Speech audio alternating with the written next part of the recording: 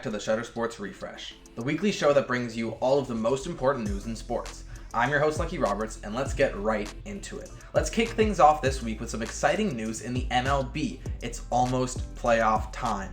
The regular season finished up yesterday, solidifying the standings and setting up the matchups for the Wild Card Series, which is the first round of the playoffs. Let's break down where each team finished and who will be matching up against who. Remember that in each league, 3 divisional winners automatically make it into the playoffs, along with the 3 best overall wildcard teams. Let's start in the American League, where the race for the winner of the AL East division was also the race for the pennant. It was the Toronto Blue Jays and the New York Yankees, and this one came down to the final day. The Blue Jays ended up taking it home in a huge 13-4 win. The Yankees still made the playoffs as a wild card, but will have to play in the first round, not getting a bye. Another team in the division also made it as a wild card, the Boston Red Sox. That means 3 of the 6 playoff teams were all in this division, which is pretty damn impressive. Moving to the AL Central, it was the Cleveland Guardians who ended up snagging the division winner spot, and another close race with the Detroit Tigers. The Tigers had this spot for the entire year, and the Guardians took it on the last couple of days. The Tigers finished in second in the AL Central and snagged the final wildcard spot in the conference. And in the AL West, the red-hot Seattle Mariners ended up cruising into winning the division. They make up the final and last playoff spot. Too bad for the Astros, who come up just a bit short. As for the wildcard series, the top 2 division winners receive a bye past the first round. Those belong to the Blue Jays and the Mariners. Teams that will play in the wildcard series will be the Guardians playing the Tigers and the Yankees against the Red Sox. Let's move on to the NL now, the National League, where the standings weren't as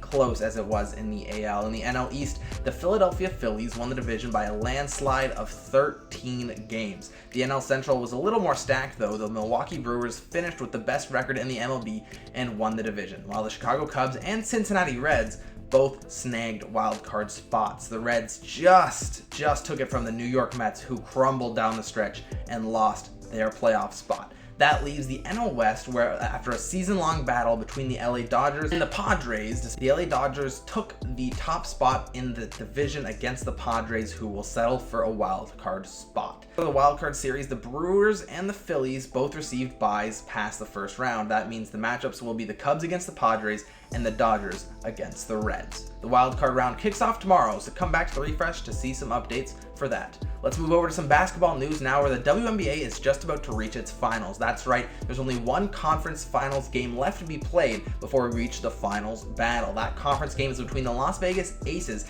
and the Indiana Fever. Both of these teams have a superstar player on them, with the Aces being led by 4-time MVP Asia Wilson and the Fever being led by the young star Caitlin Clark. Unfortunately for Indiana, Clark has missed most of this season due to injury, so their team has made it this far in the playoffs without their best player.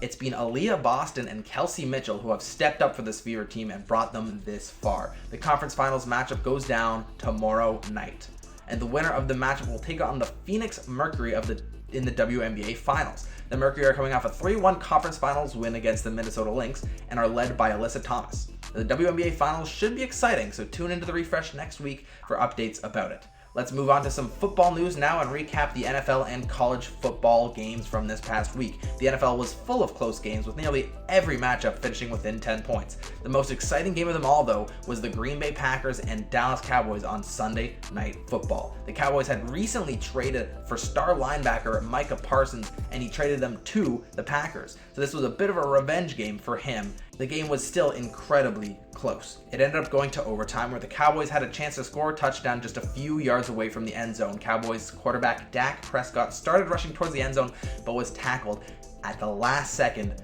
by star edge rusher Parsons himself. What a play by the former Cowboy to save the game for his team. Because the Cowboys didn't score a touchdown, they kicked a field goal to put themselves up by 3, but the Packers still had a chance. Jordan Love refused to be denied, staying patient on offense and getting within field goal range as well. The Packers made that field goal, meaning the game would end in a tie. What an exciting matchup, and probably the most exciting tie we've ever seen. In college football, the big game this week was between number 2 Oregon and number 7 Penn State. The game would ended up going into overtime where Penn State scored to put themselves up by 7, essentially sealing the fate of Oregon. But Oregon wouldn't give up that easy. They pushed through the Penn State defense for a touchdown of their own. This game was tied up again. Unlike in the NFL, college games cannot end in a tie. That means it was going into double overtime. In double overtime, Oregon struck first with another touchdown, but missed their 2-point conversion. That would mean that a touchdown and an easy 1-point conversion for Penn State would be able to take home the win. Penn State would push for a few yards, but Oregon's defense made a stellar defensive play, stealing a pass from Penn State quarterback Drew Aller to steal the game. What a crazy matchup in college football. Another big matchup was between number 10 Alabama and number 12 Georgia. This one wouldn't be as crazy as Alabama would snag a 3-point win. And for our last piece of news this week, the Ryder Cup went down in golf over the weekend. This is a matchup that goes down every 2 years, matching up the best European golfers in the world against the best Americans. The Cup is played through a number of different golf challenges where the two sides face off, with each challenge earning the winner 1 point.